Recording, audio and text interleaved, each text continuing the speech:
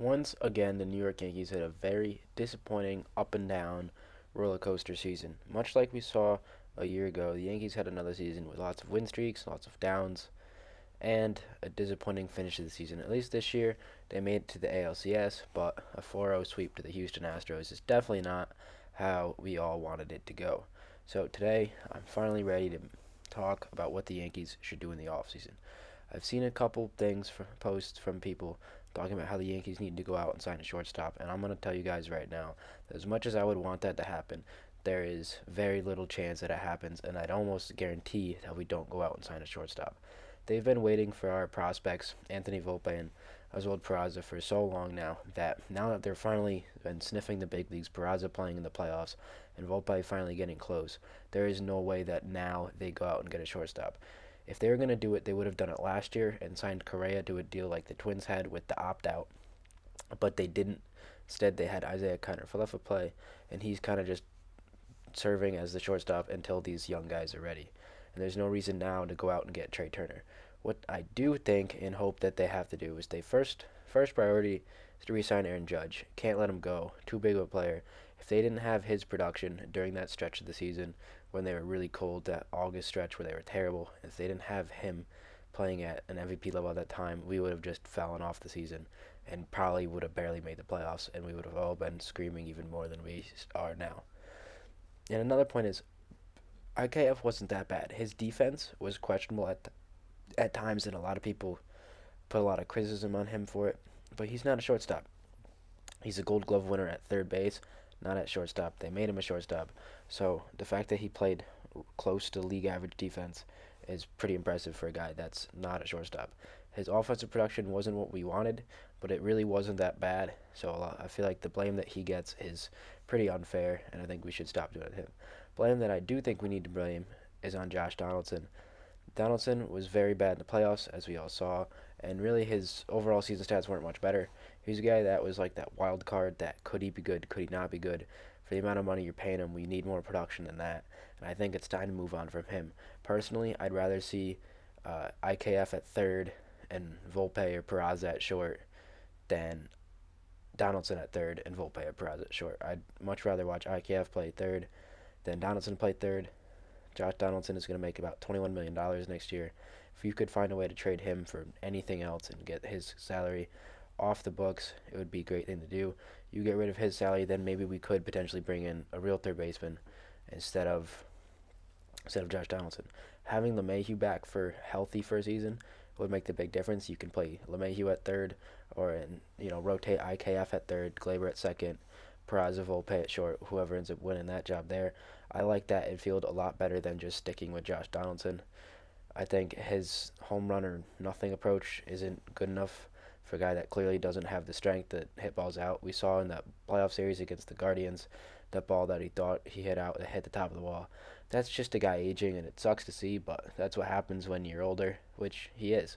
Still like Josh Donaldson. I think he's a good player, but he's 37 now, and to pay him $21 million to have the production that he did, it's not going to cut it when we're trying to win championships, and we already have two guys in the 30 millions, and we're about to pay Judge an even bigger contract than what we're paying Cole. It's just, you can't really have that around. I'd also love to get rid of Aaron Hicks. I think Hicks's time with the Yankees is done. We saw him get injured, and not to say that that's a fitting way for him to end his career, but I think it just sum it up. His time with the Yankees, he's been injured half the time, and when he's been here, he hasn't produced. He had the one good season that got him his contract, and now to pay him $10.5 million to sit on the bench because you're benching him, or to not play because his production is just not there. You can't have that. Bader's your center fielder. You'll have Judge and right, and I'd rather see Oswaldo Cabrera in left for a whole season, and with rotating Stanton in on days he can play the outfield, then I'd rather see Hicks out there. And people always talk about he's a switch hitter. Now you got Cabrera as a switch hitter. Cabrera is, in my opinion, a better defender than Hicks. People always say Hicks is a good defender, but he really hasn't been with his injuries. He's definitely lost a step. We see Judge playing center more often. We see Hicks playing center, and I don't think we can have that. I don't know how likely it is because I know a lot of people in the organization like Oswaldo Cabrera, and especially with him becoming an outfielder. But I would really love to see the Yankees re-sign Andrew Benintendi. I was hoping we could see him return for the playoffs, but unfortunately that didn't happen. But I would love to be able to get rid of Hicks and Donaldson's contract and give that money to Judge and to Benintendi. Benintendi in left and Judge in right with Bader in center is a really good defensive outfield, and the defense has been an issue for the Yankees for some times. You get guys out there that can really take away hits and make a difference. See it all the time, stuff that the Rays do, where they just steal runs when we play against them. I'd love to see the Yankees be able to do that with elite defenders across the outfield. Same thing with the infield. We saw the play in the game 4 against the Astros where Glaber threw the ball away, and with the play with the double play feed at IKF. They just gotta clean stuff up like that. Like I feel like stuff like that only happens to the Yankees, and it's just so frustrating to watch. If you could get Benintendi in the outfield, it'd be great. I'd love to see what he could do. He was batting about 320 with the Royals, and then dipped down to 300 in his time with the Yankees. If we could have him hit 300 and be a leadoff hitter, if not a two hitter maybe, I would love to see that. Another thing I'd want to see them is them get a real leadoff hitter. Now, hopefully, you could get a guy like Anthony Volpe become something like that throughout his time with the Yankees. But if they do end up spending money and get Trey Turner, I would love to see that. I wouldn't be opposed to signing Trey Turner and moving on from Gleyber Torres and having your younger shortstop come up as a second baseman and then switch with Trey Turner once they get more MLB ready. Because Trey Turner would be a great leadoff hitter with his speed.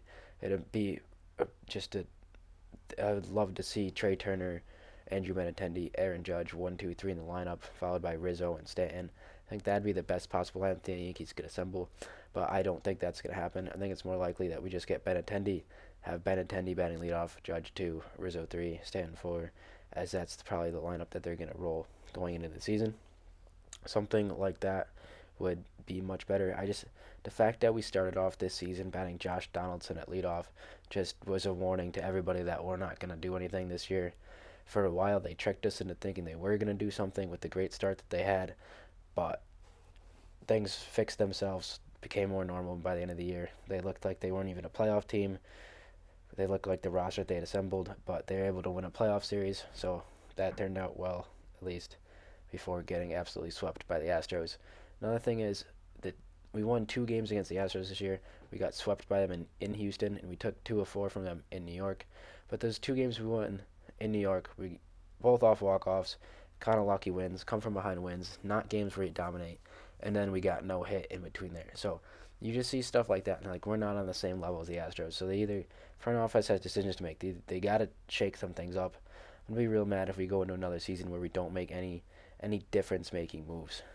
They've tried, but they've kind of struck out on things for a while. We saw this Donaldson IKF move didn't really pan out the way it wanted it.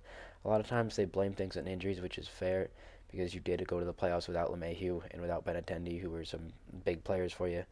But other teams have injuries. Injuries are a part of the game. You just got to build good enough teams to combat the injuries and not worry about it. They're going to have to do something with the bullpen now that Chapman's gone. I don't expect them to resign him as much as I like Chapman, but they're probably that's Chapman's days of the Yankees is most likely over. Clay Holmes kind of struggled from the end of the year. Hopefully he can figure it out. Love to see if they could go out and find another reliever to give a big contract to. I don't really know who's available now that Edwin Diaz is signed, but I'd love to see them make another move like the Clay Holmes trade.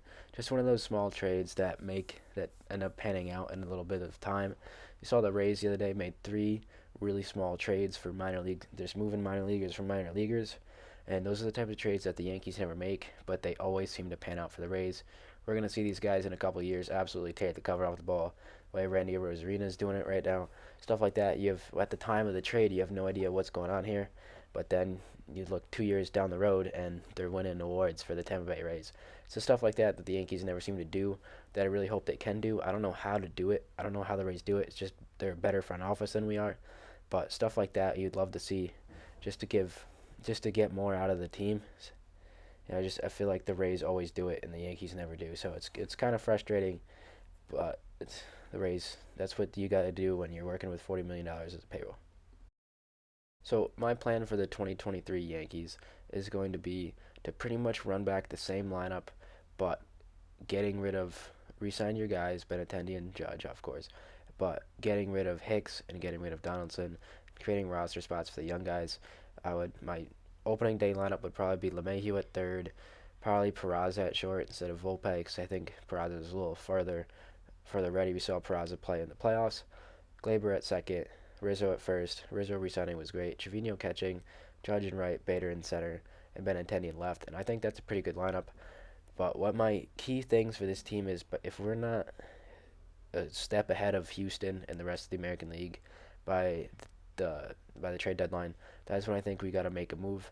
Whether it be a starting pitcher, whether it be a real shortstop, if the two young guys aren't doing it, something like that. You just need to see them finally push all the chips in. We've been holding on to these prospects for so long that if it doesn't pan out, it's gonna seem like we've wasted the mainly the prime of Judge and Stanton's career. Because Stan's had another good year this year and had a really good playoff run for us, but you don't know how much he's got left. You don't know how much Garrett Cole's got left. Whether it be you trade Volpe for a shortstop because Peraza's your guy, or you trade Peraza for or you trade Volpe for a pitcher, or you trade Peraza for a pitcher. Whatever one's your guy, gotta get rid of the other. Don't let him sit around and become an Andrew Har or Clint Frazier, where by the time you get rid of them, they're no longer worth anything. Gotta trade these guys and get value that can contribute to your team if they're not going to contribute themselves. So that's the main thing I see. I see like a kind of quiet off season, maybe like some small names. I would like to see Sean Manaea because I've kind of wanted him in New York for a little bit now. He's a free agent, but who knows if they do that or not? Because you got rid of Montgomery, so you need another. I'd like to see another lefty pitcher to go along with Cortez. Do like just a small signing like that, or maybe another utility guy because Marwin Gonzalez was terrible. But I think that's more of IKF's role this year.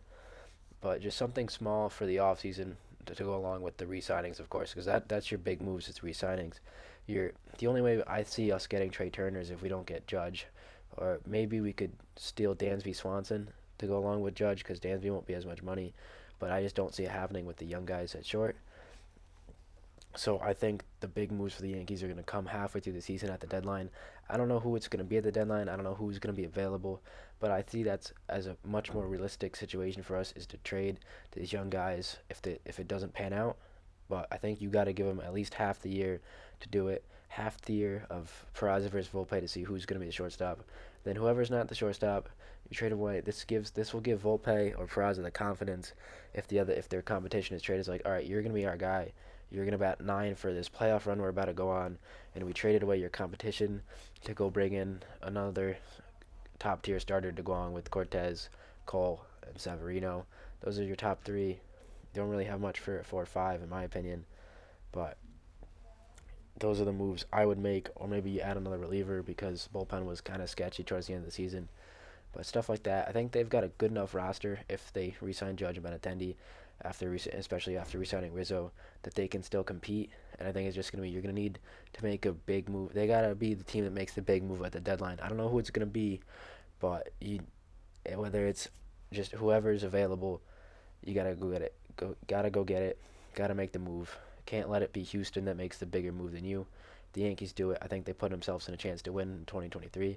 That's all you can ask for. You can't build a good enough team to win a World Series every year, but you just got to have a good enough team to give yourselves a chance.